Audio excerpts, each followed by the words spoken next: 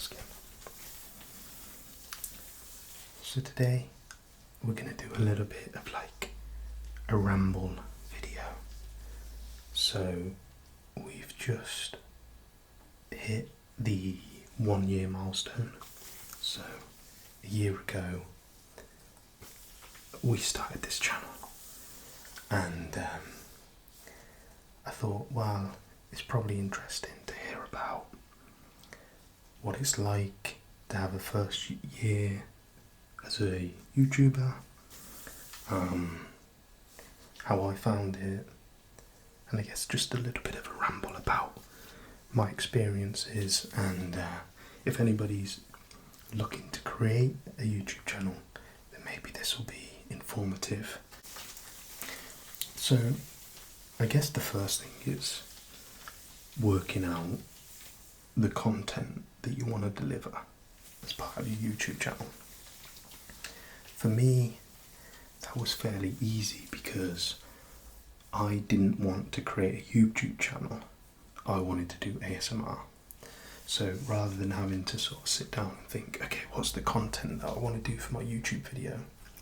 It was more, what's the method that I get ASMR out? And I consumed ASMR through YouTube, and therefore it kind of made sense for me to also do it through YouTube. That was the way that I consumed it. And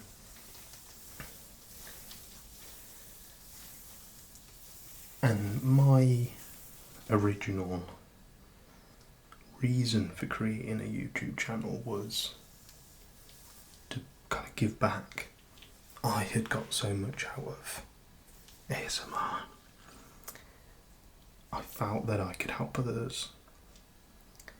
And so I thought, let's give it a shot. And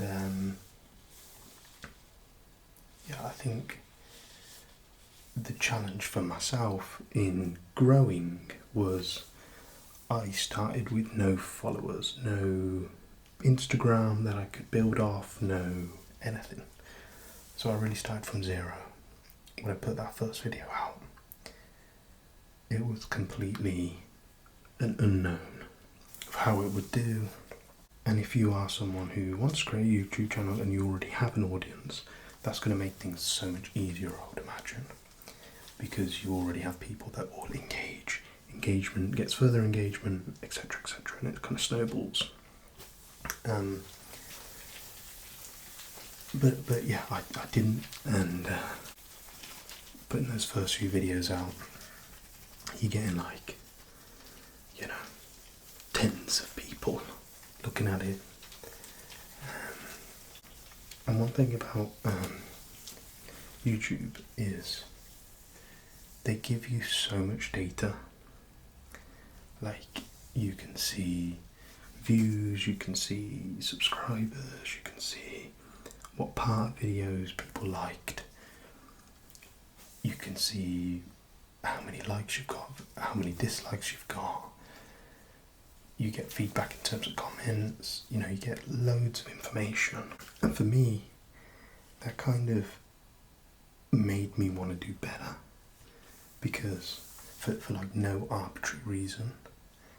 Like, for example, I had a video that was nearing 200,000 views, and for some reason I wanted to get it to 200k. Makes no difference to anything, but just having that data, I don't know, I think it pushes you a little bit further. So yeah, one of the first things that obviously you want to try and do is get monetized, and it's not an easy thing to get monetized when you start from nothing. I think it took me like a good few months to get to a position where I was monetized. There's a number of different milestones that you need to hit in terms of viewers, subscribers. I can't remember what they all are. They're all on Google.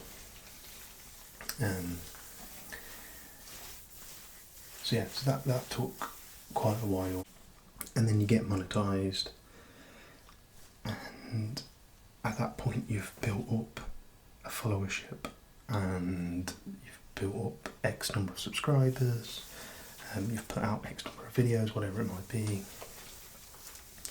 And I guess that's the point where you become a YouTuber, when you start professionally making money. Now for me personally, it's not my main job. I make nowhere near the money that I would need in order to make this my primary job.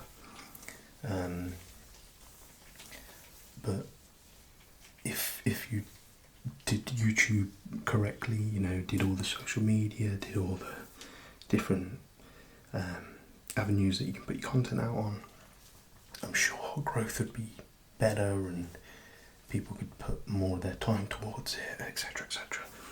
Because I have another job, I just don't have the time, really the desire, to do all of that extra stuff.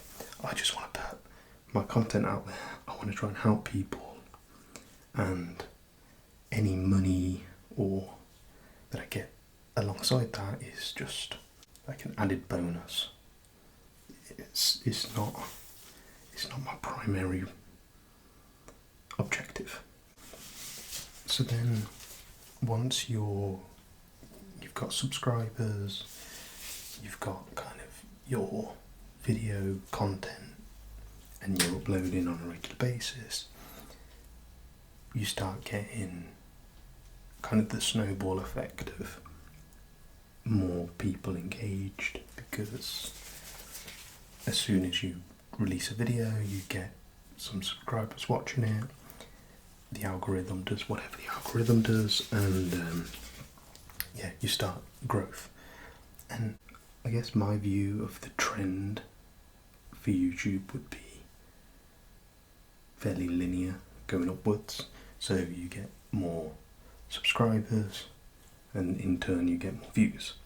By more views you end up getting more subscribers, etc, etc, and it just carries on.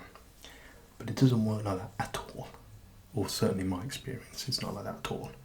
You kind of get these peaks and troughs like this all the way through. So you'll be in like a real slump where you get like half the number of views you normally would, and you get like 1 or 2 subscribers a day, and then you'll be in like, suddenly you'll end up in this peak and you get like over 100 subscribers a day. And it is strange, right? Because you start thinking, okay, well, what was it that I did differently that got me there than what I was doing back here? And maybe there's like 2 or 3 videos, so you kind of think, okay, well, I'll do those types of videos again. But it doesn't have the same effect, and it's like, it's really difficult to know what's going to do well and what's not going to do well. And it's kind of annoying because I have no real interest in that, but because you are seeing the numbers and all those numbers are available to you from YouTube, you end up like chasing these numbers a bit, even though I don't actually care about them. It's just like a game almost, of like trying to get to that next milestone and that next number. And you know, everybody wants to see their numbers go up, of course, because you know, the more reach I have, the more people that I can help. So there's that kind of perspective as well, that I apply that lens.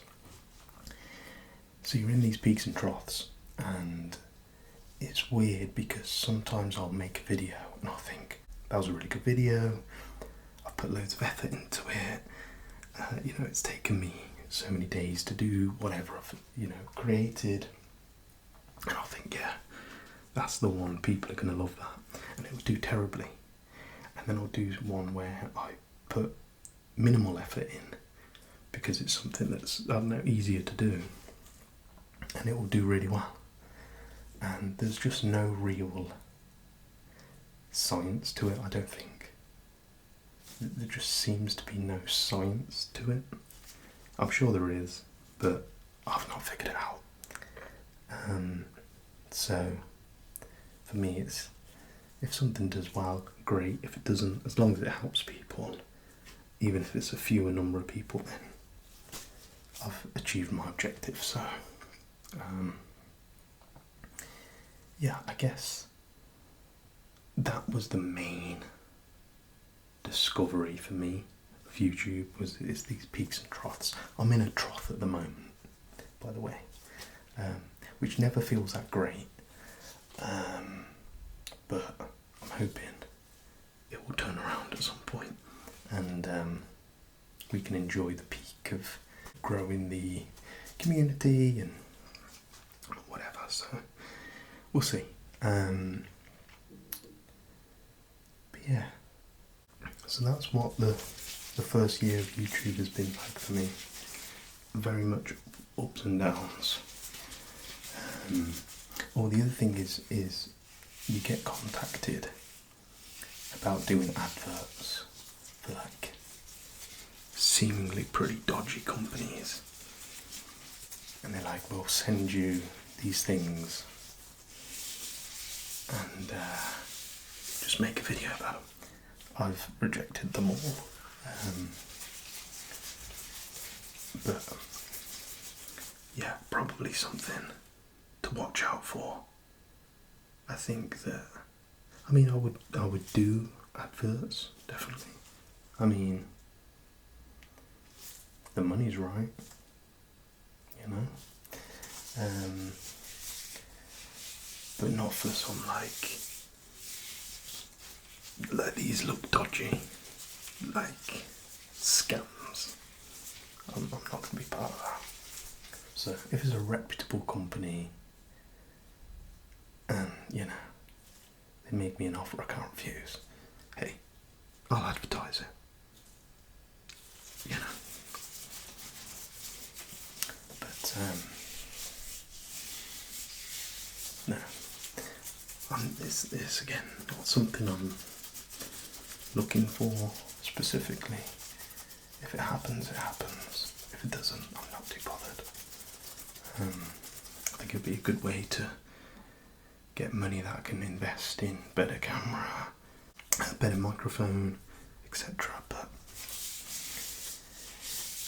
we're doing okay with what we've got at the moment, so we've got to be happy about that. But really, none of this would happen without yourselves. So, you know, obviously, massive thank you to everyone who has subscribed and who does comment with feedback that allows me to develop and try and make improvements, and it all kind of, yeah, it all helps. So I really do appreciate everyone supporting me throughout this last year. I've got lots of plans of what I want to do going forward, and yeah, hopefully we can keep doing some enjoyable ASMR videos, some tingly videos, and some relaxing videos just to help people get through the day or the night. So I don't know if that's been that educational, but hopefully it was relaxing.